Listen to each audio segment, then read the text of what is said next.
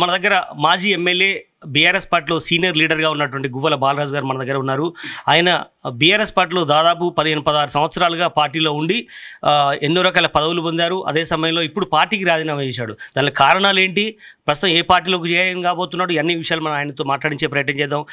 ముందుగా రాజీనామా చేయడానికి గల ప్రధాన కారణం ఏంటి? నరేందర్ గారు, ప్రత్యేకమైనటువంటి కారణాలు అంటూ ఏం లేవు. నేను నా పరిధిలో నా స్థాయి మేరకు రాష్ట్ర ప్రయోజనాల కోసము, ప్రత్యేక రాష్ట్ర ఏర్పాటు కోసము కృషి చేయడం జరిగింది. నాకు ప్రయాణం ఏదైతే దాదాపుగా 2 దశాబ్దాలుగా బీఆర్ఎస్తో టీఆర్ఎస్తో ప్రయాణం ఏదైతే ఉందో అది నాకు సంతృప్తికరంగానే ఉంది. కానీ మీరు ఒకవేళ నా నేపథ్యాన్ని కనుక పరిశీలించినట్టయితే 2009లోనే నేను పార్లమెంటు కంటెస్ట్ చేయాలనే ఆలోచన నాకు కలిగింది. అది కూడా కారణం కేసీఆర్ గారే. ఆ రోజు మీ మీడియా సంస్థలే చాలా వరకు అద్భుతమైనటువంటి నాకు స్పిరిట్నిచ్చే విధంగా వార్తలను కూడా ప్రచురించడం జరిగింది. ఆ రోజు అన్నది ఒక వలస కూలి బిడ్డ పార్లమెంటులో అడుగుపెట్టేటువంటి అవకాశాన్ని కేసీఆర్ గారు ఇచ్చిండ్రు, తెలంగాణ ఉద్యమం ఇచ్చింది అని మీరు మాట్లాడడం జరిగింది. నిజం, అది కేసీఆర్ గారు అవకాశం ఇచ్చిండ్రు.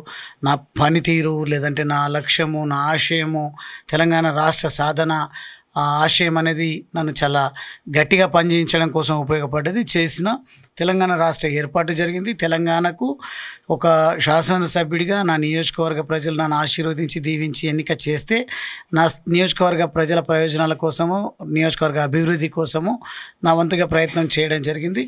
నాకు తెలిసి గతంలో మహనీయుడు మహేంద్రనాథ్ తర్వాత ఆ స్థాయి వారి ఆశయం, వారి అడుగుజాడల్లో వారిని నేను ముఖం కూడా చూడలేదు నిజాయితీగా. కానీ ఏదైనా చరిత్రనే, వారికి ఉన్నటువంటి చరిత్రను దృష్టిలో పెట్టుకొని నేను ఆ దిశగానే నా ప్రయాణాన్ని నీతి నిజాయితీ పార్టీ కష్టకాలంలో ఉన్నప్పుడు మీరు పార్టీ మారడానికి ప్రధానంగా 2 సార్లు ఎమ్మెల్యే అయ్యారు అచ్చంపేట నుంచి.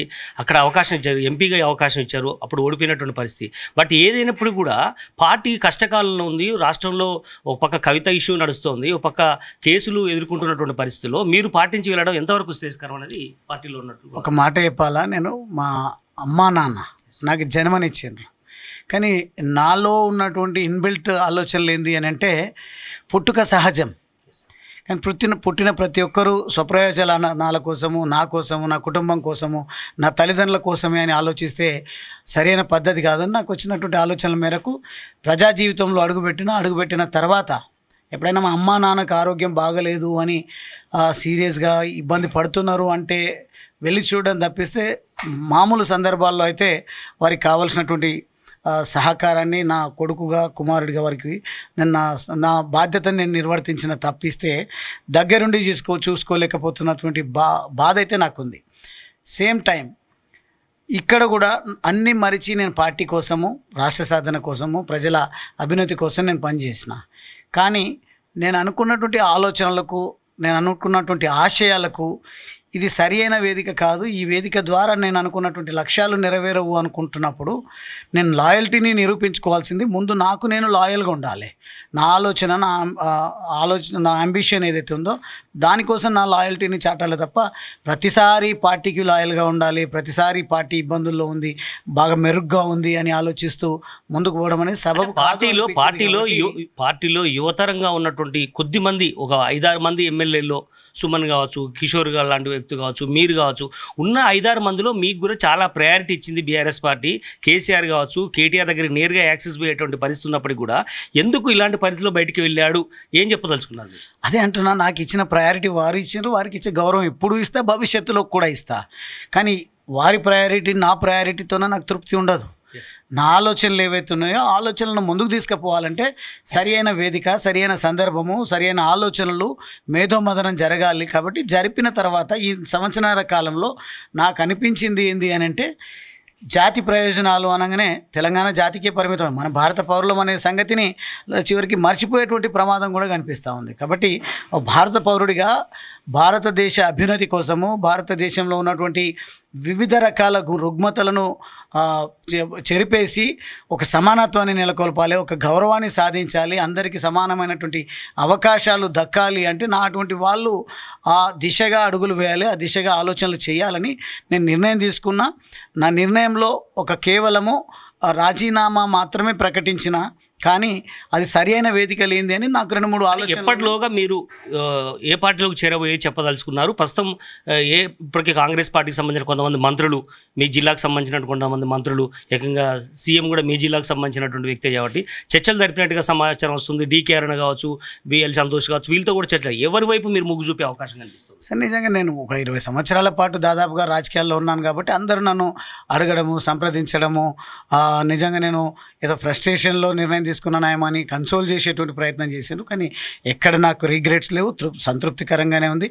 అందరూ నన్ను సంప్రదించినా, అందరూ నన్ను ఇటువైపు అటువైపు ప్రయాణం చెయ్యని చెప్పినా నిజమైనటువంటి మార్గనిర్దేశకులు నా నియోజకవర్గ ప్రజలు. నా నియోజకవర్గ ప్రజలతో నేను కలవకుండా ఇప్పటికే రాజీనామాను ప్రకటించిందే నాకు చాలా బాధగా ఉంది. కానీ అందరినీ సంప్రదించి రాజీనామా చేయడం అనేది సాధ్యమయ్యే పని కాదు కాబట్టి. బాధగా ఉంది అంటున్నారు. ఆ బాధ పెట్టినటువంటి వ్యక్తులు బీఆర్ఎస్ పార్టీలో ఎవరు?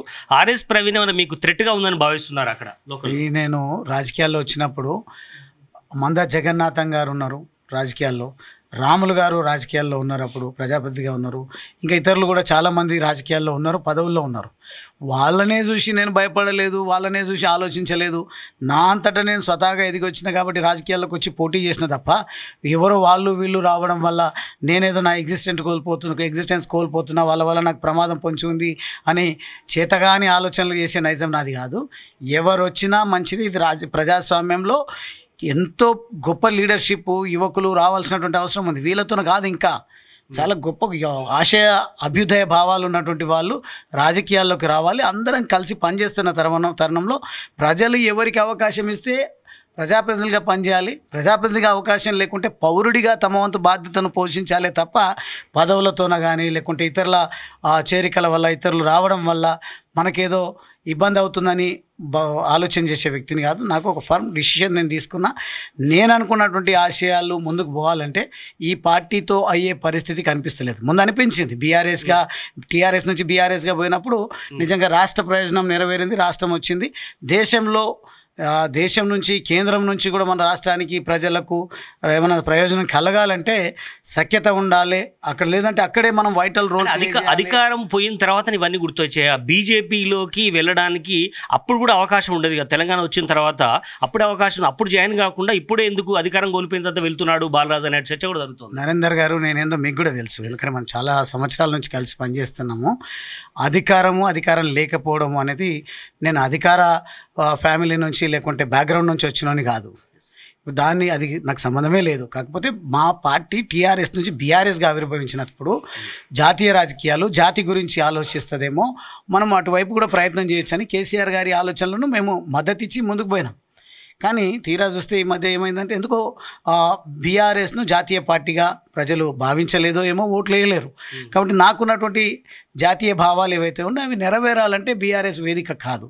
ఇంకేదైనా టీఆర్ఎస్ అనే సింబల్ పెట్టేసుకొని మళ్ళీ జనాల్లోకి వెళ్తా అంటే ఈ 2 days టైంలో మళ్ళీ వెనక్కి వచ్చే అవకాశం ఉందా? కేటీఆర్ కూడా మీ దగ్గర సంప్రదింపులు జరిపారని తెలుస్తోంది, బట్ మళ్ళీ వెనక్కి వచ్చే అవకాశం ఉందా? నేను అంటున్నా కదా, స్టేట్ కోసం నేను చేసిన, భారత పౌరుడిగా దేశం కోసం కూడా నేను ఏదో ఒకటి పదవుల్లో ఉండి కాదు, దేశం కోసం మాట్లాడినంతనే మాత్రాన్ని మళ్ళీ మీరు ఎంపీ అవుతారని మళ్ళీ ఇంకో కొత్త ప్రశ్న సంధించకండి. దేశం కోసం పనిచేయాలంటే జాతీయ పార్టీలలో ఉండి పనిచేస్తే కొంతమేరకు సాధ్యమవుతుందని భావించిన. ఒకవేళ అట్లా కాదు అని నా నియోజకవర్గ ప్రజలు ఏం అవసరం లేదైనా ఇక ఆర్గనైజేషన్ పెట్టుకొని మనం ముందుకు పోదామంటే కూడా మా ప్రజలు ఎట్లయితే దిశానిర్దేశం చేస్తారో, మెజారిటీ ఆఫ్ ది పీపుల్ ఏదైతే చెప్తారో దాన్ని నిర్ణయం తీసుకొని ముందుకు పోతా. తొందరలోనే మీకు నిర్ణయాన్ని ప్రకటిస్తాను. కొన్ని నెలల క్రితం మనం చూసాం, మీరు ఒక ఆపరేషన్లో పాల్గొన్నారు, మీతో పాటు 2-3 ఎమ్మెల్యేలు కూడా వచ్చారు, బిఎల్ సంతోష్, వీళ్ళంతా యాక్టివిటీకి సంబంధించి జరిగిన సమయంలో. అప్పుడు జరిగినటువంటి వ్యవహారం తర్వాతనే బీజేపీలోకి వెళ్ళడానికి ఇప్పుడు మూల కారణమైందని ఒక చర్చ జరుగుతుంది. ఇప్పుడు మీరు జీ న్యూసే కదా మీది, ఏమంటారు మన ఛానల్ని, రాత్రి చాలాసేపు మాట్లాడినా మీకు ఆ విషయాలపైన. మళ్ళీ అదే విషయాలు అడగడం వల్ల ప్రయోజనం ఏం లేదు. ఖచ్చితంగా అప్పుడు ఆ ఆపరేషన్ జరిగింది కేసీఆర్ గారు ముఖ్యమంత్రిగా ఉన్నప్పుడు. రాష్ట్ర ప్రభుత్వాన్ని అస్థిరపరిచే కుట్ర జరుగుతుంది. యువకుడిగా నీ పైన నాకు విశ్వాసం ఉంది, యువకుడిగా నీ వంతు పాత్ర పోషించి జరుగుతున్న విషయం ఏదో తెలుసుకొని నాకు తెలియపరచు అంటే వారు చెప్పినట్టుగా నేనే స్వయంగా కొంతమంది 2-3 ఎమ్మెల్యేలను వారిస్తే వాళ్ళని తీసుకొని వెళ్ళి ఆ ఆపరేషన్లో పాల్గొని రావడం జరిగింది. ఆపరేషన్ ఎసెన్స్ ఏంది, ఆపరేషన్ ఉద్దేశం ఏందో నాకైతే పెద్దగా అడగలేదు. అప్పుడు వారిపైన ఉన్నట్టు గౌరవం కొద్దీ వారు ఇచ్చినటువంటి ఆదేశాన్ని తూచా తప్పకుండా పాటించానే తప్ప లోతుపాతల గురించి నేను పెద్దగా దృష్టి సారించలేదు. దాని గురించి అది కేసు కూడా అయ్యింది. ఆ కేసు పూర్వాపరాలు ఈరోజు కోర్టు పరిధిలో ఉన్నాయి. అవన్నీ జరిగిన తర్వాత వాటి గురించి మాట్లాడదాం. కానీ అది మాత్రము కేంద్ర బిందువు కాదు. అక్కడి నుంచి మాత్రమే నేను ఇటువైపు ఆలోచన చేయలేదు. ఈ సంవత్సరాల కాలంలో నేను నిర్ణయం తీసుకొని పోతున్నది అంటే ఎన్నికల కంటే ముందే జరిగింది. అట్లాంటి అప్పుడే బీజేపీ కాంగ్రెసా టీఆర్ఎస్ఆ బీఆర్ఎస్ అని ఆలోచించవచ్చు. అప్పుడు నేను ఏం ఆలోచించలేదు. పార్టీకి లాయల్గా ఉన్నా, పార్టీ నాకు అవకాశం ఇచ్చింది. ప్రజాస్వామ్యంలో గెలుపోవటంలు ఉంటాయి. ఓటమి పాలు కావడం జరిగింది. దాన్ని స్వీకరించి నేను ఇంకా మనం ఏం చేస్తే బాగుంటుంది, ఈ పీరియడ్ ఆఫ్ టైంలో నేను ఏం నేర్చుకుంటే బాగుంటుంది కొంచెం దృష్టి పెట్టినప్పుడు నాకైతే ఒక వ్యత్యాసాన్ని మేము ముంగట చాలా స్పష్టంగా చెప్పదలుచుకున్నా. ఒకటి, అంబేద్కర్ భావాజాలానికి, అదేవిధంగా జాతీయ విలువల గురించి చర్చ జరుగుతున్నప్పుడు హిందూ ముస్లిం అని రకరకాల చర్చలను పెట్టి ఆ చర్చల ద్వారా రాజకీయ ప్రయోజనాలు పొందేటువంటి ప్రయత్నాలు కొన్ని పార్టీలు చేసినటువంటి మూలంగా, మరి ముఖ్యంగా దళిత్ సామాజిక వర్గాన్ని అందరిలో కలపకుండా అటువైపే ఉంచి వీరు మాత్రం ప్రయోజనాలు పొందేటువంటి ప్రయత్నం చేస్తున్నారు. కానీ ఆ గ్యాప్ను ఫిల్ చేయడం కోసం ఒక చదువుకున్న యువకుడిగా బీజేపీలో ఒకవేళ వెళ్ళాల్సి వస్తే అక్కడ ఉన్నటువంటి ఎగ్జిస్ట్ కాదలుచుకున్నారా? జాతీయ భావాలు ఉంటాయి అక్కడంతా కూడా, హిందుత్వాలైనటువంటి లైన్ ఉంటుంది, బ్రాహ్మణవాదం అన్నటువంటి సిస్టమ్ కనబడుతుంది, అది అగ్రవర్ణాలదే నడుస్తుంది అనే ఒక చర్చ జరుగుతున్న నేపథ్యంలో మీరు ఈ తరగతికి సంబంధించినటువంటి వ్యక్తి కాబట్టి మీకు ఎట్లాంటి అవకాశాలు ఉంటాయని భావిస్తున్నారు? ఇప్పుడు కాంగ్రెస్ పైన ఏం చర్చ జరుగుతుంది మీ ప్రకారం? నేను మిమ్మల్ని అడుగుతా ఉన్నా. బీజేపీ విషయంలో ఆ చర్చ జరుగుతుంది అని అంటున్నారు కదా మీరు. కాంగ్రెస్ పైన ఎటువంటి చర్చ జరుగుతుంది సమాజంలో? మిమ్మల్ని అడుగుతున్న దయచేసి నరేందర్ గారు. అంటే కాంగ్రెస్ పైన ఏం చర్చ జరగట్లేదా? జరుగుతుంది. కాబట్టి కాంగ్రెస్ పైన ఏం చర్చ జరుగుతుంది, బీజేపీ పైన ఏం చర్చ జరుగుతుంది, ఆ చర్చల వల్ల ఆ సారాంశం నేనేం అర్థం చేసుకున్నా, ఆ విషయాలన్నింటినీ కూడా నా ప్రజల ముందు, నా అన్నదమ్ముల ముందు, నా మాజీ ప్రజాప్రతినిధుల ముందు, నాతో పాటు పార్టీలో కలిసి పనిచేసినటువంటి మిత్రుల ముందు, రేపు వాళ్ళ ముందు ఉంచిన తర్వాత వాళ్ళు ఏది కరెక్ట్ అనిపించి వాళ్ళు నన్ను ముందుకు నడిపిస్తే ఆ దిశగా నేను ప్రయత్నం చేస్తా తప్ప మీరు పదే బీఆర్ఎస్ గురించి మాట్లాడుకుందాం. బీఆర్ఎస్ కష్టకాలంలో ఉంది. ఇంతకుముందు మనం మాట్లాడుకున్నట్టు కవిత ఎపిసోడ్ మనం గడిచిన 2-3 నెలలుగా చూస్తున్నాం. చాలా ఇబ్బంది పెడుతుంది అన్నటువంటి చర్చ బీఆర్ఎస్ పార్టీలో ఉంది. మీకేమనిపిస్తుంది కవిత ఎపిసోడ్? దాని తర్వాత నిన్న జగదీష్ రెడ్డి మాట్లాడడం కానీ, దాని తర్వాత ఆయన మీద అటాక్ చేయడం కావచ్చు, పార్టీలో జరుగుతున్నటువంటి వ్యవహారం. నిన్న నిరంజన్ రెడ్డి కూడా మీ మీద కూడా కామెంట్ చేసినటువంటి, పార్టీ ఆల్రెడీ బీజేపీతో టచ్లో ఉన్నాడు బాలరాజు అని. ఇప్పుడు నిరంజన్ రెడ్డి గారి గురించి ఎంత తక్కువ మాట్లాడితే అంత మంచిది. ఎందుకంటే నేను ఎంపీగా పోటీ చేసినప్పుడు వారు ఏ రకంగా పాత్ర పోషించారు. తర్వాత మొన్న నేను ఎంపీగా టికెట్ ఆశించి పార్టీకి నేనుంటా, పార్టీని నిలబెడతా, నాకు అవకాశం ఇవ్వండి అంటే ఆయన ఏ రకంగా వెన్నుపోటు పొడిచిండు. ఇవన్నీ కూడా ఉన్నాయి. అనవసరంగా విషయాల లోపలికి వెళ్ళాల్సిన అవసరం లేదు. నిరంజన్ రెడ్డి గారి గురించి మాట్లాడాల్సినటువంటి అవసరం నాకు అంతకంటే లేదు. వారు మాట్లాడినని మీరు అంటున్నారు కాబట్టి నేను చెప్తా ఉన్నా, ఎవరితో ఫోటోలు దిగి ఎవరితో కలిసినట్టు వారికి ఏమైనా సమాచారం ఉంటే నాకు ఇవ్వమనండి, చర్చకు రమ్మనండి. వనపర్తికి వస్తాడా, అచ్చంపేటకు వస్తాడా, హైదరాబాద్లో పెడతాడా, చర్చ పెట్టమనండి. కానీ పనిచేసేటువంటి వాళ్ళను నిరుత్సాహపరిచి స్వార్థపూరిత రాజకీయాలు చేసినందుకే నిజంగా ఒక రకంగా ఆశించిన స్థాయిలో టీఆర్ఎస్ రాణించలేకపోయింది బిగినింగ్లో.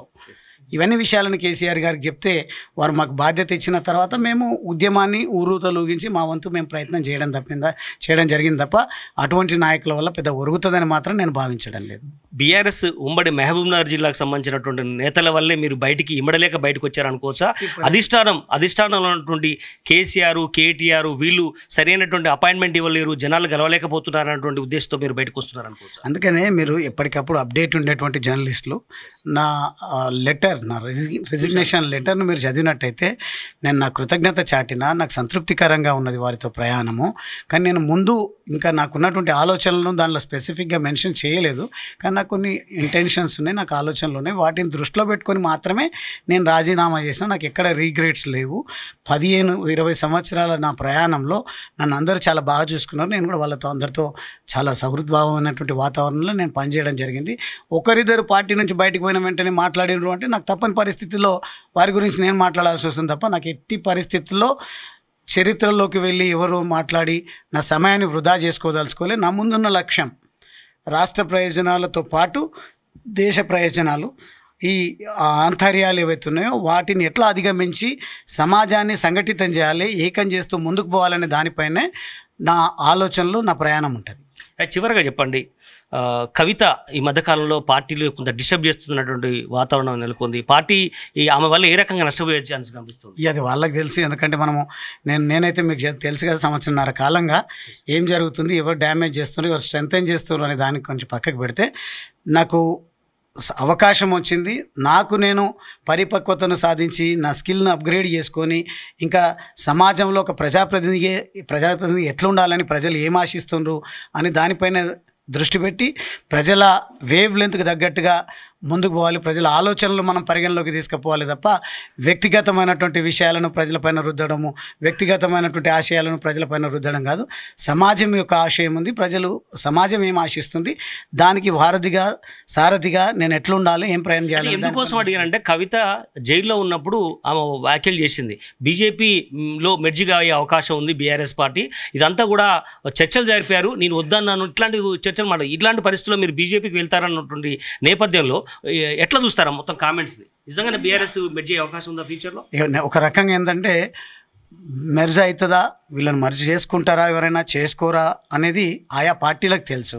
కానీ కవిత గారు ప్రస్తావించినట్టుగా నేనంత సూటిగా విషయాల పట్ల నేను ఇప్పుడు మాట్లాడను. రేపు నా ప్రజల ముంగట తేటా తెల్లని చేస్తా. జరుగుతున్నటువంటి సిచ్యువేషన్ ఏముంది రాష్ట్రంలో, దేశంలో, మరీ ముఖ్యంగా పొలిటికల్ కేటగిరీలో రంగంలో అని నేను ప్రజల ముందు ఉంచుతా. మా నాయకులు, కార్యకర్తలు నన్ను ఈ స్థాయికి తీసుకొచ్చినటువంటి, నాకు రాజకీయంగా జన్మనిచ్చినటువంటి నా గడ్డపైన చర్చ జరిపిన తర్వాత నేను అర్థం చేసుకునే వారి ముంగట ఉంచుతా. వాళ్ళు ఏం డైరెక్షన్ ఇస్తే ఆ డైరెక్షన్లో పోతా తప్ప కవిత గారు ఈ దిశగా నడుస్తున్నాయి అన్నంత మాత్రాన ఆ దిశగా ఆలోచన చేసి నేను ఏదో నిర్ణయాలు తీసుకున్నటువంటి కాదు. రైట్. చివరగా మీతో పాటు ఎంతమంది మాజీ ఎమ్మెల్యేలను తీసుకెళ్ళబోతున్నారు మహబూబ్నగర్ నుంచి, అదే సమయంలో ఇతర జిల్లాల నుంచి కూడా వెళ్ళబోతున్నారు అనే చర్చ జరుగుతుంది. బీఆర్ఎస్ పార్టీ కొంత ఇబ్బందుల్లో ఉంది, మీరు ఏం చెప్పదలుచుకున్నారు చివరిగా? ఒక మాట చెప్పాలా, నేను ఎట్టి పరిస్థితుల్లో రాజకీయ ప్రయోజనం కోసము నేను నా రాజీనామాను సమర్పించలేదు. ప్రయోజనం కోసము, దేశ రక్షణ కోసము, దేశ ప్రయోజనాల కోసము, జాతీయ భావాలను కలిగి ఉన్నటువంటి ఆ విషయాల పట్ల ఆలోచన చేసి చర్చ చేసి ముందుకు పోదామనుకుంటున్నా. నేను ఒక్కడిగా తీసుకున్న నిర్ణయము రాజీనామా అనేది మా నాయకులు, కార్యకర్తలు ఇచ్చేటువంటి సూచన మేరకు ముందుకు పోవాలనుకున్న తప్ప ఇంకా ఎవరిని తీసుకుపోవాలి, ఎవరు వస్తారు అనే దానిపైన నేను ఏ పార్టీలలోనూ ఏ పార్టీ ఆదేశం నాకు లేదు కాబట్టి ఆ దిశగా నేను ఏం ఆలోచన చేయలేదు. రైట్. మొత్తానికి గువ్వల బాలరాజు చాలా స్పష్టంగా చెప్పడం జరుగుతుంది. పార్టీలో కొంత ఇబ్బందికరమైనటువంటి వాతావరణం నెలకొన్నటువంటి పరిస్థితి కనిపిస్తుంది. ఎందుకంటే ఉమ్మడి మహబూబ్నగర్ జిల్లాకు సంబంధించినటువంటి కొంతమంది వ్యక్తుల వల్ల కొంత ఇబ్బంది పడినటువంటి వాస్తవం తెల్లమవుతుంది. అదే సమయంలో 1-2 రోజుల్లోనే ఆయన భవిష్యత్తు కార్యాచరణను ప్రకటిస్తామని కూడా చెప్పడం జరుగుతుంది. అది బీజేపీలోపు ఎక్కువ మొగ్గు చూపే అవకాశం అయితే చాలా స్పష్టంగా కనిపిస్తుంది.